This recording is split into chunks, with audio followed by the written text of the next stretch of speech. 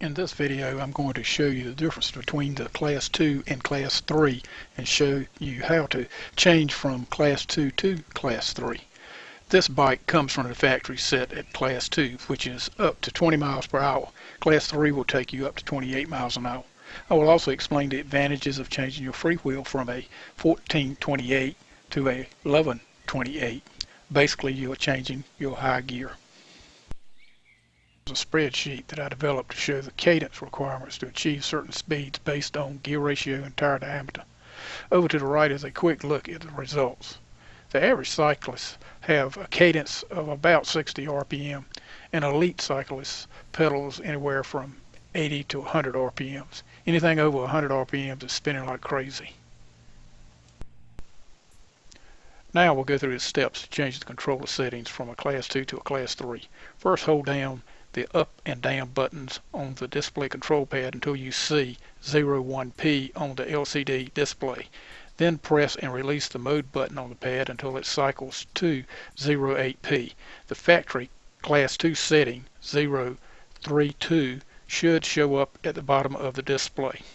At this point, press and release the up arrow on the pad until it cycles to 045. Then press the button on the pad until the 045 quits blinking. Now you are in Class 3 setting, which should give you a maximum speed of 28 miles per hour. Both bikes are fully charged for this test. Maximum speeds will vary depending on the level that the batteries are charged. Also note, both bike tires pressures are at 20 psi. The black bike has about 6 pounds more gear than the white bike. I weigh about 200 pounds with clothing and helmet. Test, both bikes are in Class 2 settings, 20 miles per hour. I will be progressing through each of the 5 PAS modes. In each of these modes, I have the bike in first gear, and I'm pedaling just enough to get the electric motors to engage without inducing any human power. The resulting speeds are achieved by motor power only. At the end of each PSA mode is posted the resulting speed of that mode. Even though these bikes have different high-end gearing, the low gear which I'm in is 28 tooth on both bikes. Also remember, I'm turning the cranks just enough to trigger the motor assist without contributing any human power to the rear wheel. If you listen closely, you can hear the freewheel clicking.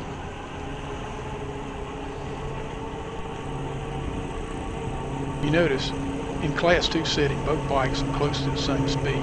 In theory, they should be the same speed. Wind speed and direction, along with any weight differences, will affect speeds.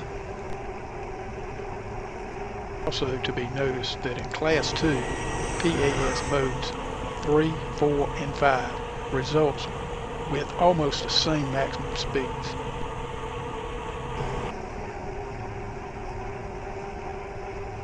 Later on in this video, I will be performing a more controlled test on my bike stand, and you will see again that in Class 2 setting, modes 3, 4, and 5 provide near the same speed results.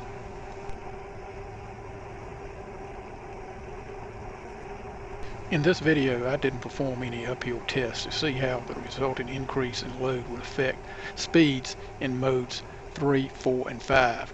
The road that these tests were performed on is somewhat flat, but there is a very slight downhill slope at the beginning and a very slight uphill slope at the end. The middle half of the course is fairly flat.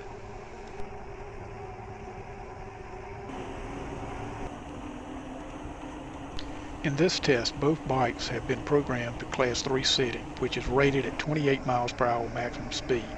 Remember, even though the black bike is geared higher, a 11-tooth gear versus a 14-tooth gear on the white bike, both bikes are in first gear, 28 tooth, throughout this test. So technically speeds should be the same.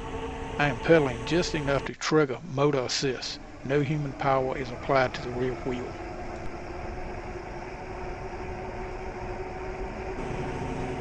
The day of these test runs, there was a little to light breeze coming into my face. In other words, a slight headwind, but I don't feel that it affected the results noticeably.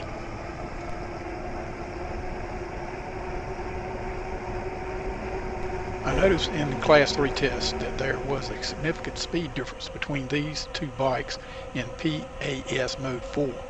I would not put much stock in this result reading and just rag it up as a glitch. As I pointed out earlier, this road course is not perfectly flat and that there was a slight headwind.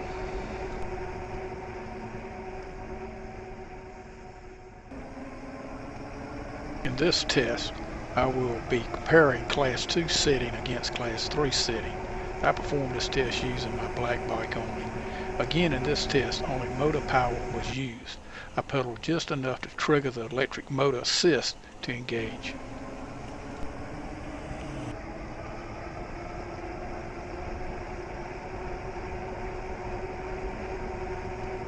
In PAS mode 1 and 2, there is little difference between the speed of these two bikes.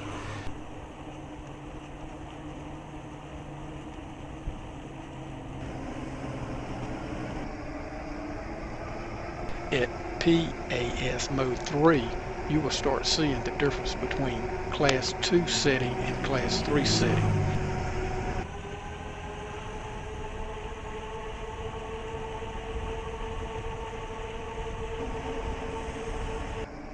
In Class 2, there is very little, if any, difference in maximum speed in PAS modes 3, 4, and 5, while in Class 3, you will notice a substantial increase in speed between PAS modes 3, 4, and 5.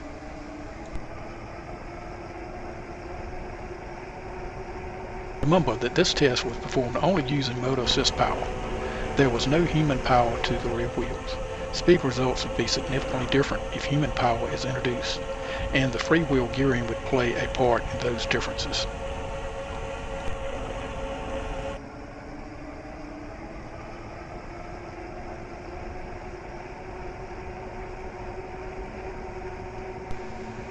This test shows maximum speed differences between Class 2 setting and Class 3 setting. No pedaling, just turning the handlebar throttle grip all the way to max power. At the bottom of the LCD controller display is a battery current drain. At the beginning of the run, both bikes peaked out at a current drain of 20 and current drain reduced to about 8 once max speed is achieved. Current drain is proportional to the load on the electric motor. Acceleration and traveling up inclines will increase battery drain. Lower speeds and lower PAS modes will decrease battery drain, thus increase the mileage that you can get out of a charged battery.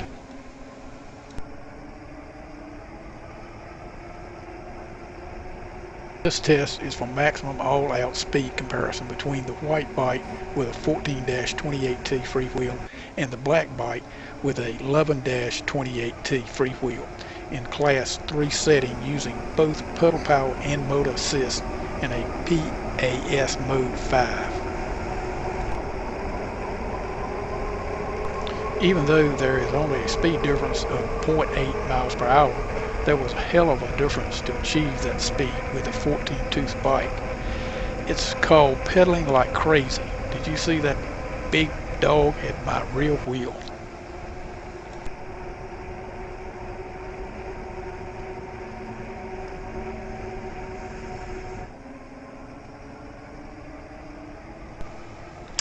The last series of tests will be performed on my homemade bike stand.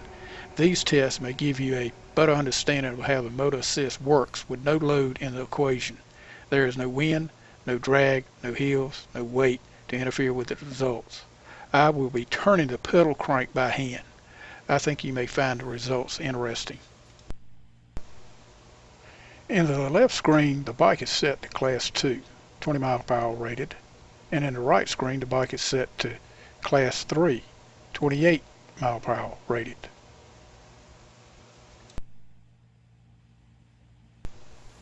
This test will compare Class 2 to Class 3 settings through each PAS mode using motor power only. I will be turning the crank just enough to trigger the motor assist for each mode. If you notice, you can hear the freewheel clicking, which indicates that the crank is not spinning fast enough to connect with the freewheel, thus no human power is applied.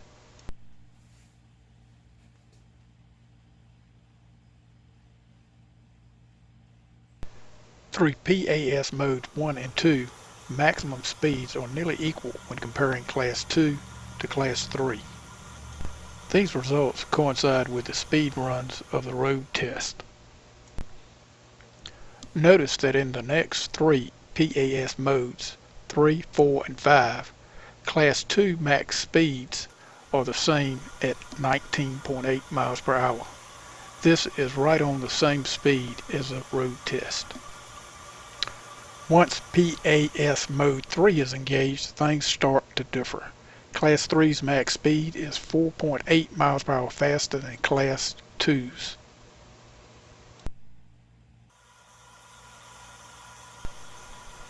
Again, in pass mode 4, Class 3's max speed is faster at 6.7 miles per hour faster than Class 2's.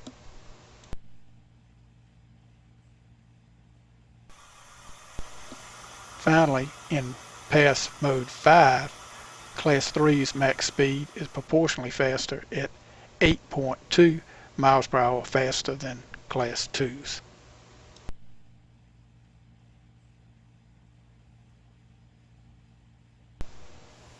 This test will compare Class 2 with Class 3 using motor power only. The handlebar throttle grip will be turned to wide open. Notice anything familiar? In Class 2, that 19.8 maximum speed shows up a lot. I was surprised that the road test and bike stand test were so far apart for Class 3, since Class 2's results between the road test and the bike stand tests were equal.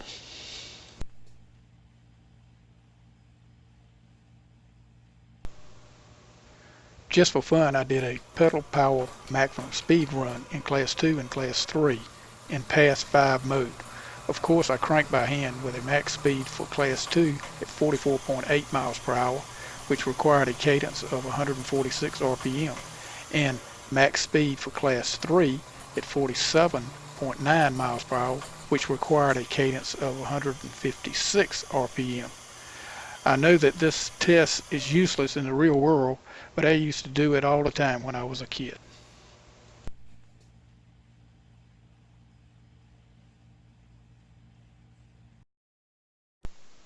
Conclusions. Should you change your settings from Class 2 to Class 3? Yes and no. Remember that Class 2 electric bikes usually fall into the same classifications as normal bicycles, and the same laws apply to their use and restrictions. Class 3 electric bikes may not be legal at some locations where Class 2 bikes are allowed. That being said, it depends on your style of cycling. If you prefer to ride below 18 miles per hour, maybe not. If you like to cruise above 18 miles an hour and want to get some distance between you and that dog chasing you, the answer is yes. Is replacing the stock 14-28T freewheel with an 11-28T freewheel worthwhile? Yes and no. Again, it depends on your style of cycling. If you prefer to ride below 18 miles an hour and pedal with an average cadence less than 80 RPM, the answer is no. Stick with the stock freewheel.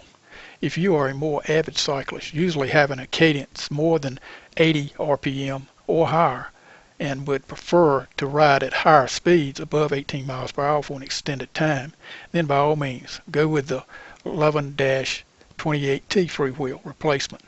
I knew as soon as I rode my bike after the change that I made the right choice by going with the 11-28T freewheel. I realized after performing these tests, if you ride mostly in PAS modes 1 and 2 and occasionally mode 3, keep it stock at factory settings, Class 2 with the 14-28T freewheel.